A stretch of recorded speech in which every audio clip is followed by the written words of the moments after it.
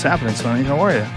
I'm good. I'm great. I'm happy to be here. I got to say, to start off, I want to say thank you so much for having me here in the first place. By all accounts, I should not be here right now. Why is that? And I say that because, not to be too grandiose from the start, but the way I grew up white trash from central Minnesota, super poor family, one of 6, failed college 3 times. And now, somehow, years later, I have the most viewed, most followed travel show online or otherwise, and I'm on the motherfucking Joe Rogan Experience. So how did this all happen? You. You're welcome. How did you get on this journey of food exploration? Gosh. You have a really fun show. Thank you. It's really fun to watch. Yes, I was very stoked. You know, when you reached out to me for the first time, I was in Egypt with COVID. I was going through one of my worst travel experiences ever. And God, how did it start? I mean, everything starts obviously where I come from in Minnesota.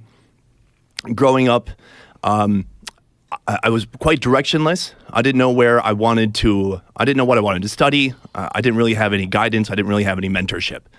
And so, hence the reason I failed out of school so many times. In high school, I was really into filmmaking because fortunately we had a filmmaking course there, but it's just not something I pursued afterwards. And so around the age of 24, I felt like I was pretty rudderless. I tried doing a couple things. You know, I did radio for a while. I was at 104.7 KCLD, I think the 100th market in the country, not bad, doing 11 p.m. to 5 a.m., making minimum wage. And so I tried getting... Minimum wage on the radio? Yeah. They really pay you minimum wage? Yeah, well, if they would have paid less, they probably would have. Are you surprised? I mean, radio's kind of infamous for not paying any money. Yeah, but minimum wage sounds crazy. I guess they saw it as like they're doing me a favor by teaching me a trade or a skill. Okay. Maybe. Yeah. And so I tried getting a job doing that. That didn't work out. And so I was at a point in my life where I just thought I need to do something. I'm still youngish. I was 24. And I want to travel. I want to see the world. I want to figure out something before I actually develop a long-term career. Because at that point, I had nothing. And so I had a friend.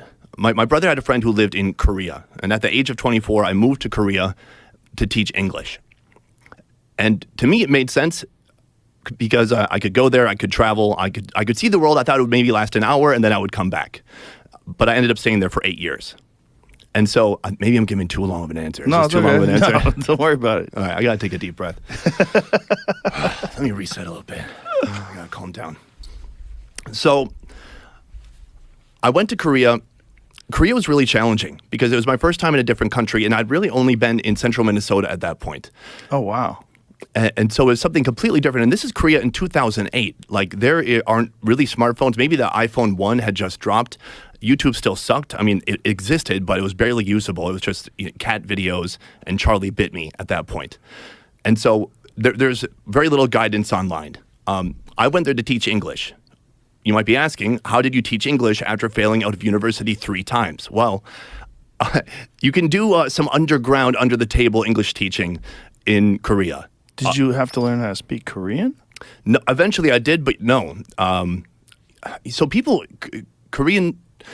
folks in Korea are very desperate to learn English. And as you may know, people there study their asses off.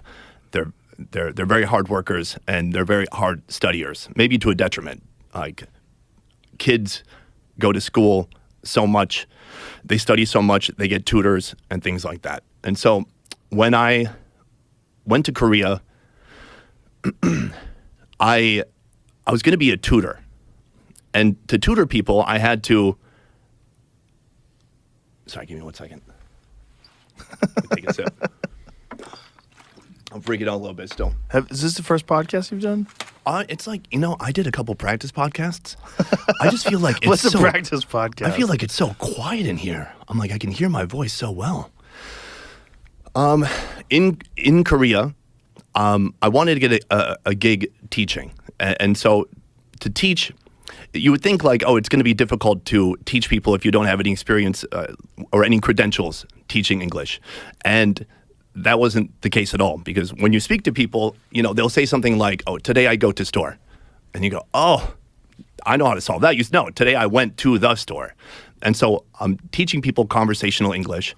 And I'm doing that for maybe 40 or 50 bucks an hour, which seems pretty good, especially in 2008, except for it takes, maybe you can do 2 or 3 lessons in a day because you need to take the subway, you need to go around the city, and you need to go where the people are. You do the lesson, you come back. And so eventually I learned how to get a full-time job in Korea, which was what was really necessary. I reached out to a school and I find out the code word is, can you pay cash? So with many schools, you need to have the right kind of visa. They want to see that you have a proper degree, which is understandable. And so if you just asked, can you pay cash, some would get your point. They would say no, or they would say, oh, yeah, cash is fine. We'll do cash. And so eventually, after being there for about maybe 6 months, I finally figured out how to make a full-time income teaching English in Korea at a kindergarten. And I know some people might judge that and say that's not okay to do because I don't have a proper degree in teaching English. But really, to teach English in Korea, all you need is a 4-year degree in anything. I could have had a 4-year degree in interior design and also taught kids English. And so living in Korea was the show I do now. There's no way I could have done it if I didn't have all that time living abroad for so long. And living in Korea was the first taste of living in a society and a culture completely different from the USA. In the USA, we have a very individualistic society here.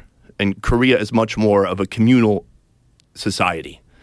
People care a lot more what other people think. I tried dating a Korean woman one time. Challenging, because she's not just looking at what do I think about the dynamic of this relationship. She's looking at what are my parents going to think? What are my friends going to think? What are my coworkers going to think? And so on. That's just one random example. But being steeped and immersed in this different culture gave me enough experience it gave me perspective. And it's perspective that if I didn't have that, I couldn't make the show that I make today. Because the show would be a much more judgmental show if I wasn't so used to and accustomed to being among other cultures. So after a number of years in Korea, I switched to filmmaking, my interest to filmmaking. And I started making my own content. I didn't really have anywhere to publish it. What kind of content? What did you start doing? So I back then I would read all these self-help books, and I was really obsessed with this idea of just improving myself, getting better. I felt really unaccomplished because 3 of my siblings had 4-year degrees. One was had a PhD. One was in law school. And for me, I'm the loser in Korea who doesn't have a degree, doesn't have a job, doesn't have a skill.